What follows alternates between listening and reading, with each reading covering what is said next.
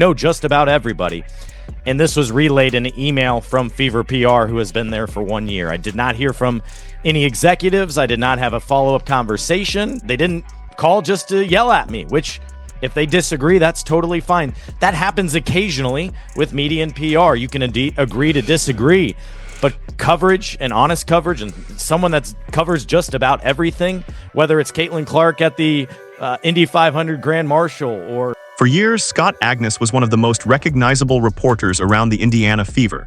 He covered the franchise through losing seasons, rebuilding years, empty seats, and moments when national attention barely existed.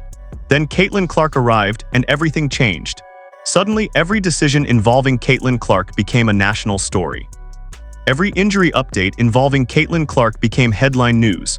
Every coaching decision, roster move, and front office action involving Caitlin Clark generated intense debate across social media and sports television. That is why the controversy surrounding Scott Agness exploded far beyond Indianapolis.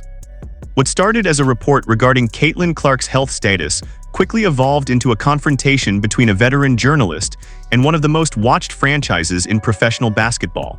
The question was no longer simply about Caitlin Clark. The question became whether an independent reporter could provide sourced information that contradicted the preferred narrative of the organization. As the situation unfolded, Scott Agness maintained that he was doing exactly what reporters are supposed to do: gather information, verify it through trusted sources, add context, and publish it. The Indiana Fever, however, viewed the situation differently and ultimately revoked his credentials. Now the story sits at the intersection of media access, franchise control, and the unprecedented spotlight created by Caitlin Clark. Because when a superstar changes an entire league, every disagreement becomes bigger, every controversy becomes louder, and every decision is scrutinized by millions.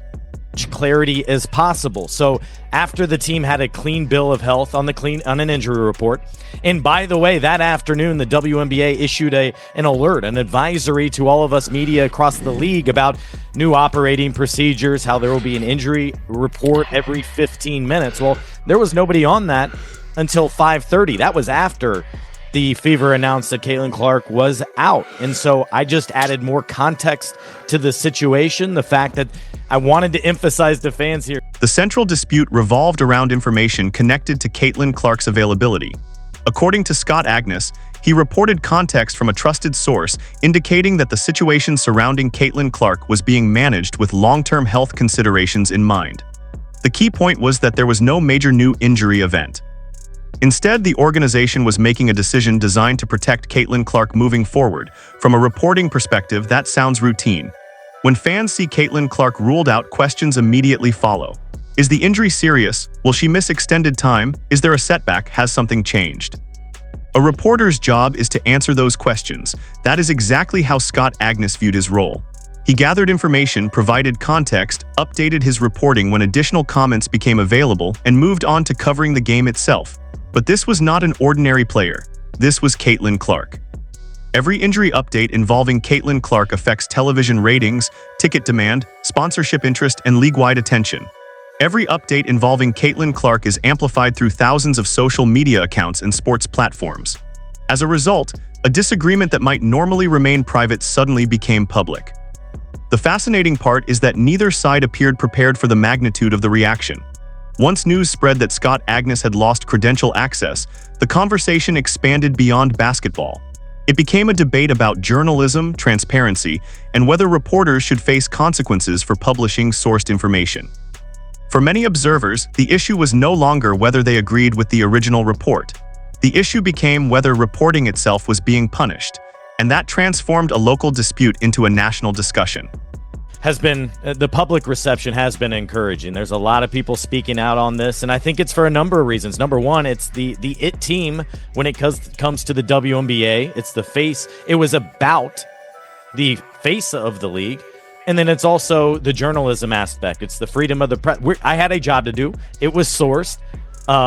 I did the procedural items that I would do for any type of story here, including adding their comments to reflect what was said from the head coach, who is... One of the most striking elements of this story is the reputation Scott Agness brought into the controversy.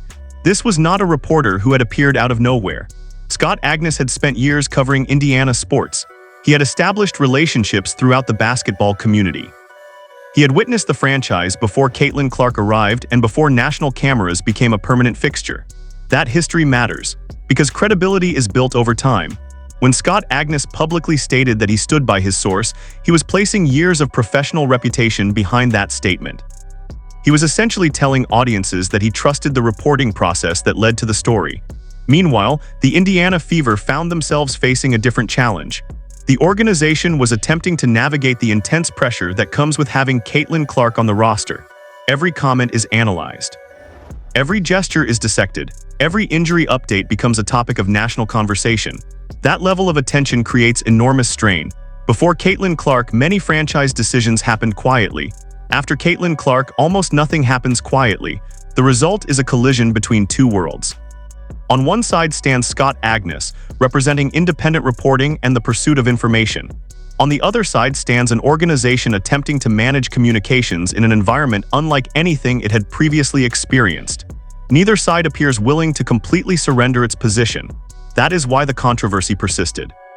And as more journalists, media organizations, and fans weighed in, the story expanded far beyond the original report. The debate became symbolic. To some people, Scott Agness represented journalistic independence.